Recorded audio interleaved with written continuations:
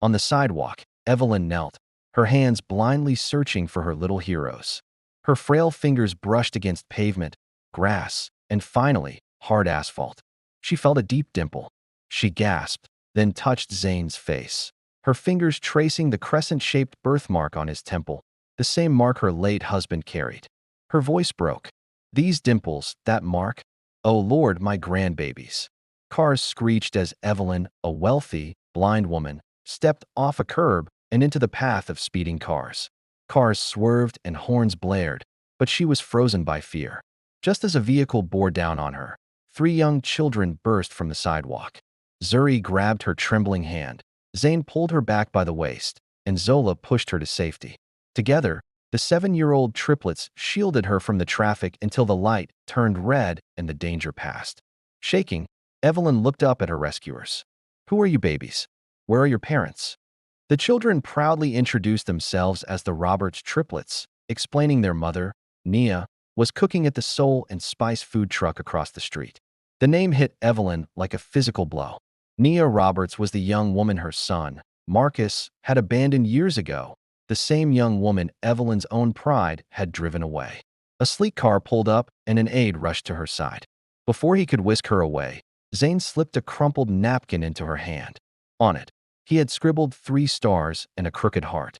Evelyn clutched it like gold, a profound truth trembling through her.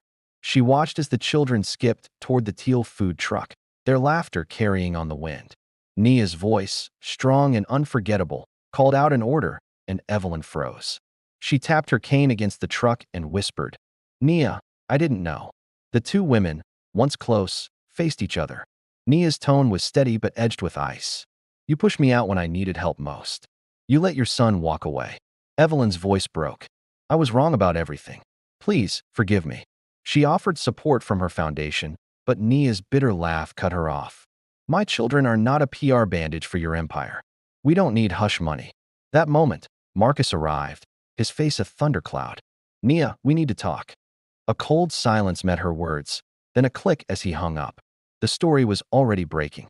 Marcus Carter, Marcus, refused to answer reporters outside his office. Inside, his ruthless business partner, Victoria Price, insisted he control the narrative. "They're not my children," Marcus snapped. Victoria's smirk was razor-thin. "Then prove it. DNA test, press statement, custody if necessary." She twisted the knife. "You look like a deadbeat who abandoned 3 kids." The word custody dug into his chest. He agreed to see them. He found Nia at the food truck. She stood hesitantly, her arm instinctively going to her stomach. He was a stranger to his children, but when Zola dropped his inhaler, Marcus's instinct took over. He knelt, picked it up, and gently returned it. "Here, don't lose this." He asked for the truth, and Nia's laugh was sharp as glass. "Where was that care when I was alone? Where was that money when I worked double just to feed them?" Evelyn's cane tapped against the sidewalk. "Marcus, don't weaponize those children." The triplets watched, confused and frightened, as their parents and grandmother clashed. The moment was snapped by a blogger, and Marcus's fury flashed, but the damage was done. Victoria, watching from the crowd, pressed her phone to her ear. "Yes, start the custody paperwork. It's time to protect the brand." The next morning, custody evaluation papers arrived. Nia's heart sank, and she tried to reassure the children, but her voice shook. Evelyn pleaded with Marcus to reconsider, but his mask of ice remained. "This is about survival, not sentimentality." He rose and ended the conversation. Victoria's attacks were relentless. First, a fake health inspection complaint at the food truck, then a quiet, chilling act of sabotage. That night, Nia discovered the truck's tires were slashed and gasoline had been poured on the underside. A spark ignited it. She screamed for help, watching helplessly as the flames licked at the truck, their future burning away. The smoke lingered after the fire was extinguished. The food truck, their pride and independence, was a blackened wreck. Nia, with her 3 terrified children clinging to her, knelt on the curb. "It's gone, Mama," Zuri whispered. Seeing their pain, Evelyn offered to provide a hotel until the truck could be repaired. Nia bristled, her arms tightening around her babies. "My babies need their own beds." Evelyn's voice softened. "Then let me stay with you. No strings, no judgments, only presence." Nia, seeing a flicker of humility in the proud woman's eyes, finally agreed. The duplex was small but warm. The peace was short-lived. By dawn, Zola was coughing, his asthma triggered by the smoke. Nia fumbled with his inhaler, but it wasn't working. A knock thundered at the door, and Marcus stood there, disheveled and holding a pediatric emergency kit. He pushed past Nia, dropping to his knees and fitting a nebulizer mask over his son's face. Zola's breathing slowly calmed. Nia's eyes locked on him. "How did you know?" she asked. Marcus's mask of ice finally slipped. "Foundation clinics. I couldn't let him suffer." Nia, her voice breaking, said, "You left me, but right now you showed up." He admitted fear had made him a coward. "Fear doesn't raise babies," Nia said. "No," he conceded, "but maybe I can learn." That night, Evelyn urged Nia to agree to a DNA test. "The press won't stop unless we give them a reason to." Nia hated the idea, but for the sake of her children's protection, she agreed. "For them," she said. The next morning, the proof was undeniable. A grainy photo of Zane's birthmark was on a gossip blog with the headline, "Proof: Carter's birthmark matches dynasty trait." Their privacy was gone. A few days later, the DNA test results confirmed it, 99.99%. Marcus Carter was the biological father. The triplets, confused, turned to their mother. "Daddy?" Zola asked softly.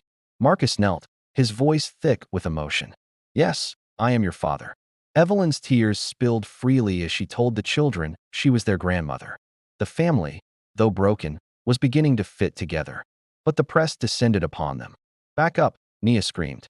"Their children." Marcus stepped in front of his family, his voice booming. "They are my children. Mine." The crowd briefly silenced. But Victoria, ever a step ahead, planted a new story. Gold digger chef strikes the Carter fortune. Nia was devastated. Evelyn had an answer. "We fight back with truth. Not with lawyers, with community." She offered Nia the Carter Foundation's community kitchen for a pop-up. "Show the world what you do. A giver, not a gold digger." The next day, Marcus and Evelyn stood with Nia as she served up her famous gumbo, proving her worth went far beyond the family fortune. Marcus loved seeing his children's faces light up, even if it meant trading his tailored suits for Chef White's. A week later, Evelyn, her eyes still blurry, found solace in the vibrant colors of the community garden. She could see the flowers, the vegetables, and most preciously, her grandchildren playing safely. Her phone vibrated. It was Marcus.